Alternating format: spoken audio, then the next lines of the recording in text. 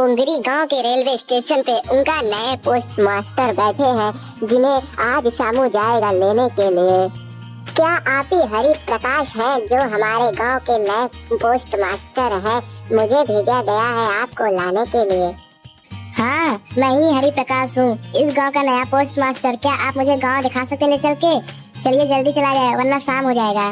Master साहब, आपको सारा चीज गांव के बारे में बता ही दिया गया होगा कि जैसे गांव में रात में नहीं निकलना है और अपने खिड़की दरवाजा बंद। छोड़ो ये सब बातें फिजूल की, मैं इन सब बातों पे भरोसा नहीं करता हूँ। तुम मुझे गांव पर ले चलो। और यहाँ से गांव कितना दूरी पर है? श्यामू और मास्टर साहब दोनों वहाँ से चलते हैं गांव की तरफ। श्यामू कुछ बड़बड़ाता रहता है मगर मास्टर साहब उसकी बातों पर कोई भी ध्यान नहीं देते हैं। मास्टर साहब, हम आ चुके हैं गांव में और आपको जो भी जरूरत के सामान खरीदना है आप दुकान से जाके खरीद लीजिएगा। फिर से मैं राय दे देता हूँ, रात में मत निकलिएगा आप बाहर, समझे, जहाँ आपका घर है। अरे ठीक है श्यामू, मैं समझ गया तुम्हारी बातों को। चलो तब तुम जाओ अपने घर और मैं जा रहा हूँ गाँव की दुकान से सामान खरीदने अपने लिए। हाँ, मैं तुम्हारी बात याद रखूंगा। चलो ठीक। अरे भाई, क्या यहाँ सामान मिल जाएगा? मुझे अपने लिए महीने का राशन भरवाना है क्योंकि मैं अब यहाँ का नया पोस्ट मास्टर हूँ, तो उस हिसाब से मुझे अपने घर के लिए सामान लाना है। तो क्या तुम मेरे लिए सामान बांध दोगे?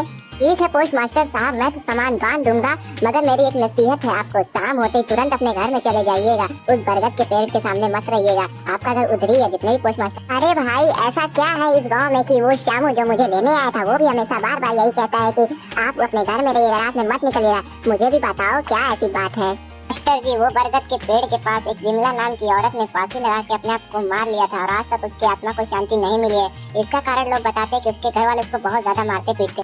देखो भाई, वैसे तो मैं इन सब चीजों पर विश्वास नहीं करता हूँ, मगर चलो तुम लोग इतना बोल रहे हो तो मैं घर के बाहर नहीं निकलूंगा और मैं ध्यान दूंगा कि मैं कभी गलती से बाहर ना हो।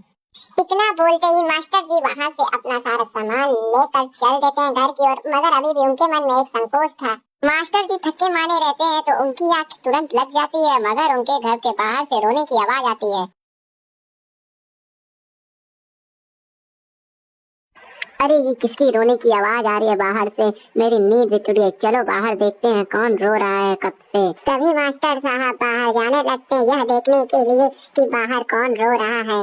अरे कौन हो तुम? बाहर क्यों इतनी रात को रो रही हो? कब से तुम रोए जा रही हो? अपना कारण तो बताओ रोने का।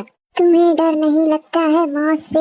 मैं आत्महत्या कर ली हूँ और मैं चुड़ैल बन चुकी हूँ, इसलिए पूरे गांव में कोई बाहर नहीं निकलता रात में और तुम आ गए बाहर। देखो तुम जो भी हो, मैं तुमसे वादा करता हूँ कि मैं तुम्हारी आत्मा की शांति के लिए एक श्राद्ध रखूंगा जिसमें तुम्हारी आत्मा को शांति मिल जाएगा।